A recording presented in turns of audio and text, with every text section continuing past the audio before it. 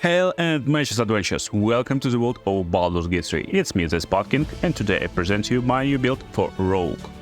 So we will be playing Astarion today, we will be making build for Astarion with Rogue class.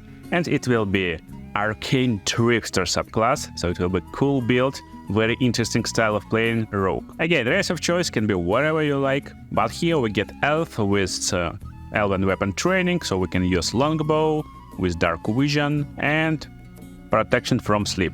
So our subrace is High Elf, and we get an additional High Elf cantrip. We can pick just basic Firebolt for some damage. Class is Rogue. Background for this type of Rogue is Charlatan, and it's nice background to get this sleight of hand proficiency. So, skills of choice. Depending on what you want from your Rogue, you can go in more sleight of hand if you will use it a lot. I recommend to get at least a little bit in athletics, so you can be resistant to showing at least a little bit. Acrobatics will help too, and sleight of hand to a maximum, and stealth double points for +7 to stealth. You will need a lot of stealth when you play this type of Rogue. So let's go. So our abilities, we get this Strange because we get no Strange because we don't need it. Dexterity, as for every Rogue, we need it to succeed on our stealthy tasks and other stuff. Constitution, just to survive, 14 is enough. Intelligence, main start for our Arcane Trickster to cast our abilities and our magic, so make sure to have nice intelligence. Wisdom and Charisma, just round it up to have no penalties in these saving throws. So, and as always, let's level up a little bit. On second level, Rogue gets this Hide, Dash and Disengage as bonus actions. Very cool ability, so now you can always, every turn, dash to get more distance to your enemy or just run away from them. You can disengage if you need to just disengage a little bit with your bonus action and then attack from your bow without any disadvantage, and hide is always nice. You want to be hidden as long as possible with Rogue. And our subclass, of course, will be Arcane Trickster for today. What's difference? When you pick in Thief, for example, you get additional bonus action. Assassin will get cool features to get some critical strikes at the beginning of the combat, and it's pretty basic and straightforward classes as a Rogue. But Arcane Trickster is completely different. So, we're getting 2 additional cantrips. And for cantrips, I recommend to pick in some cantrips that get lots of damage when target loses their saving throw. So Poison Spray would be a nice addition, and Ray of Frost to slow down enemies. It's a cool idea too. So we get additional spells, and most of the spells will be from Illusion and Enchantment School. And that's like pretty nice disable spells. So on the first level, I recommend to get just basic stuff like Tasha's Hardest Laughter and Sleep. Additionally, we get some more spells. There's a large variety of spells you can pick from, but one honorable mention is Thunder Wave, because you will run not directly inside of the combat, but to the sides, and when someone engages you, you want to disengage. Why use your bonus action disengage when you can just go and show them with Thunder Wave? So just like that, let's continue and show you this awesome Rogue in the early game. So as this type of Rogue, on level 3 you get this additional Mage Hand feature, and it will be upgraded Mage Hand Legerdemain. So that's like more cooler version of this hand, and I will show you it in a minute. So as this type of Rogue, at the start of the battle, you actually want to be hidden. That's like main idea from the start of the combat. But if other type of Rogues try to be hidden to inflict some damage from the shadows, you want to get and use your disables from the shadows. So instead you want to start to fight hidden in the start of the fight and put enemies into sleep. So sleep can put enemies up to 24 combined hit points. So most of the time at level 3 you can put just 1 creature into sleep, most of the time. 1, maybe sometime 2 if they got little hit points. So something like this, you just put enemies into sleep. And you still got this Rogue feature, so don't forget about it.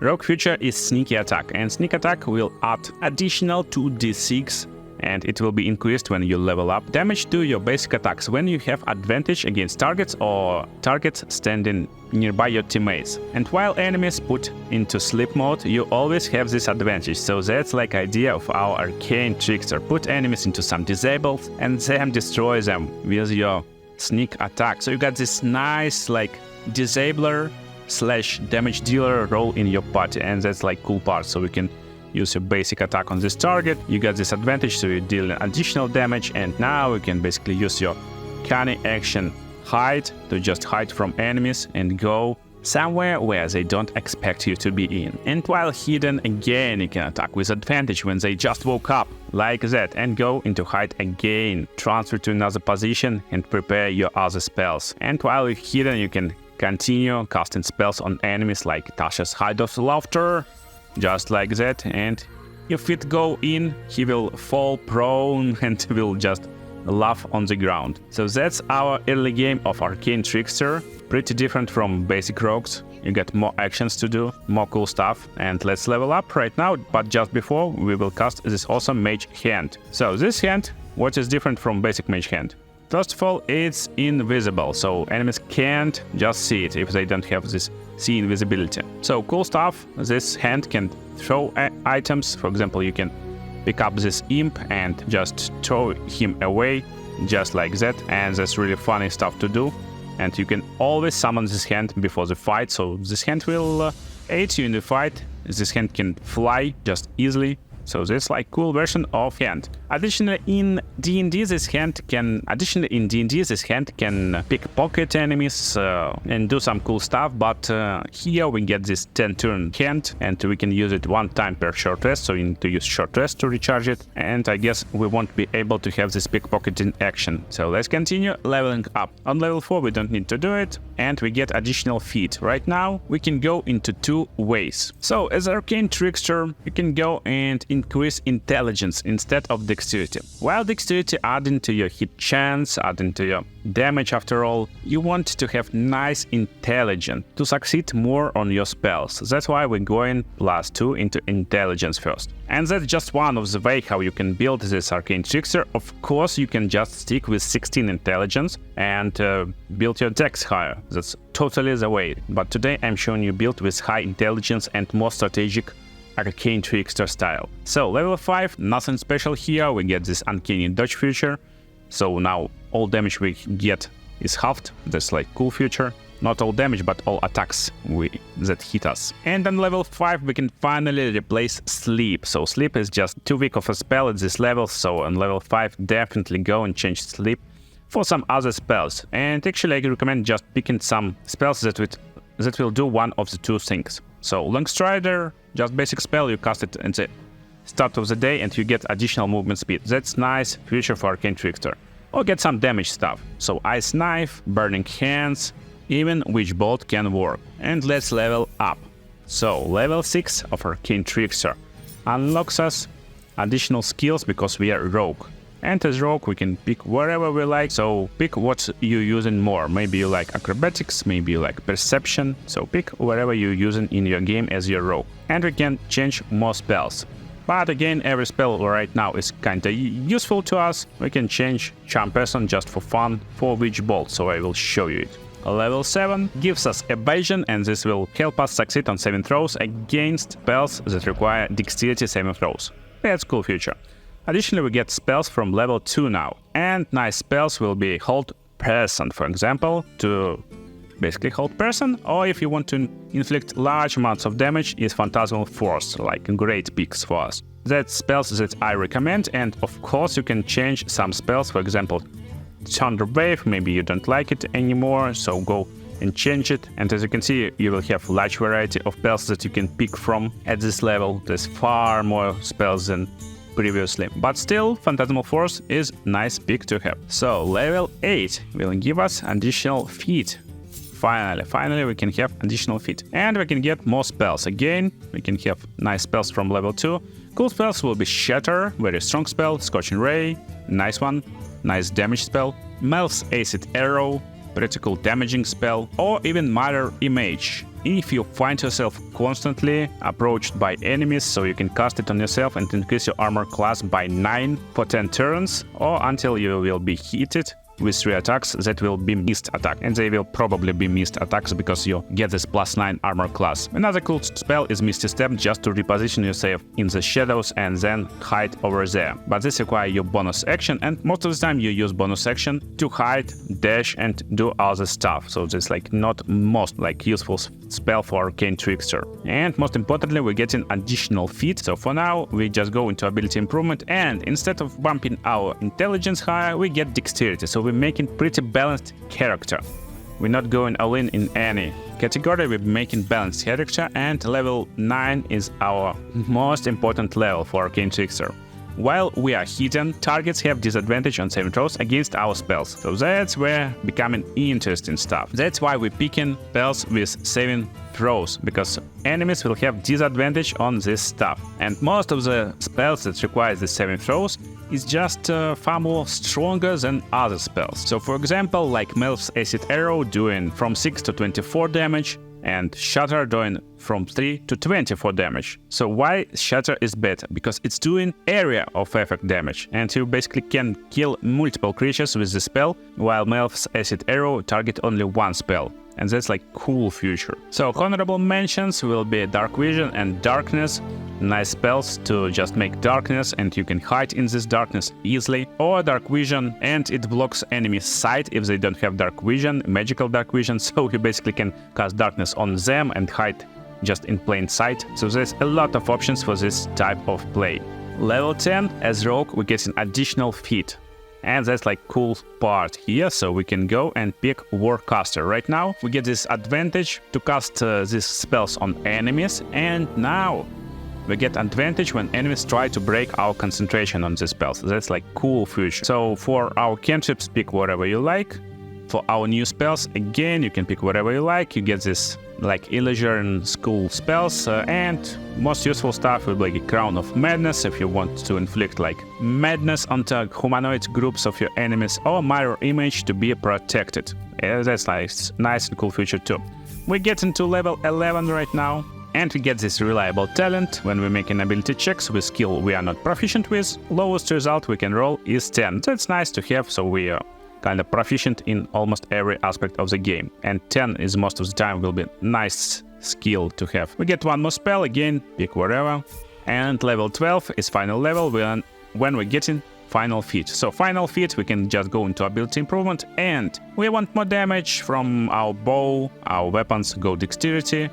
You want to succeed more on your disables, go into intelligence. So we can replace one more spell for level 2 spells, but we don't need to.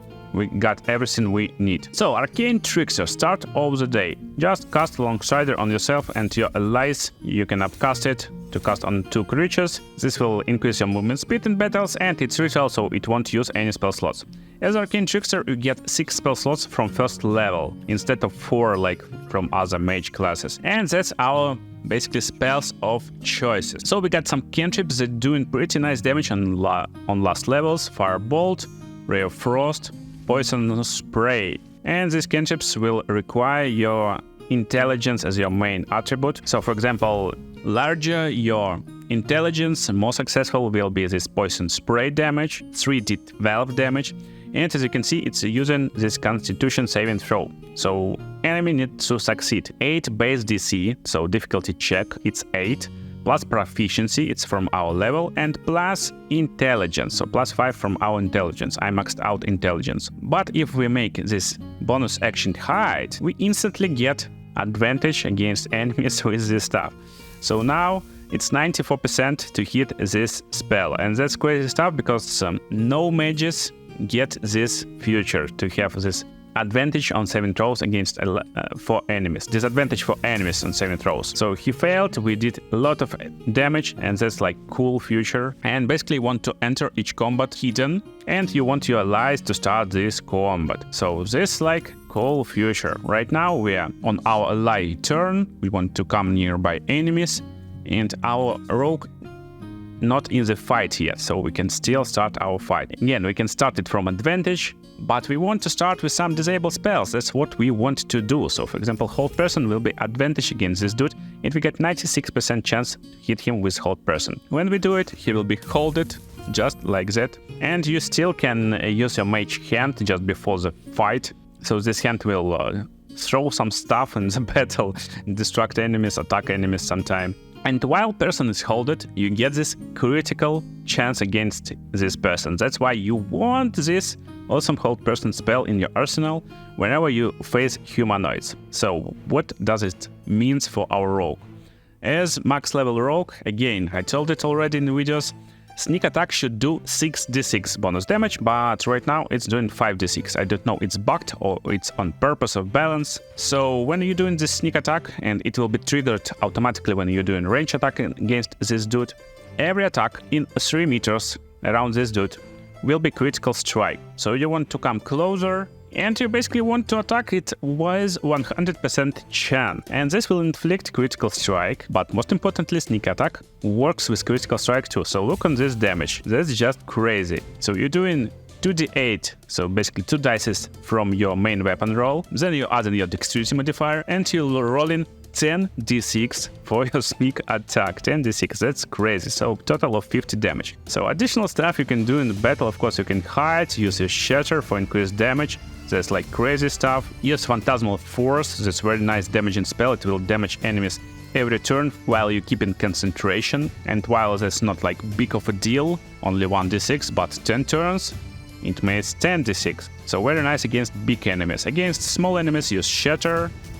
Against big enemies, you can use Witch Bolt. You can upcast it up to level 2, so Witch Bolt, upcast it to level 2, will inflict 2d12 damage, and you can cast it every round. So instead of your normal damage, you can cast your Witch Bolt.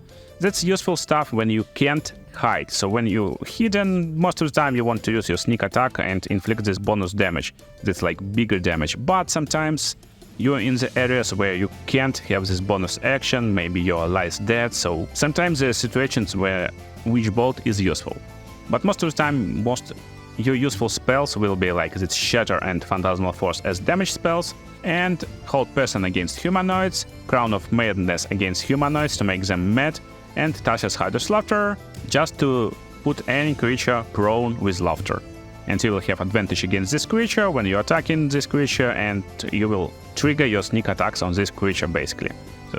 And for damage you can always use your cantrip, so that's useful stuff too. And that's it for our Arcane Trickster build. I hope you enjoyed it. You will have a lot of fun in the Baldur's Gate 3 with this build if you want some sneaky and creative rogue play style. Other cool videos on the screen right now, and see you in the next videos, guys.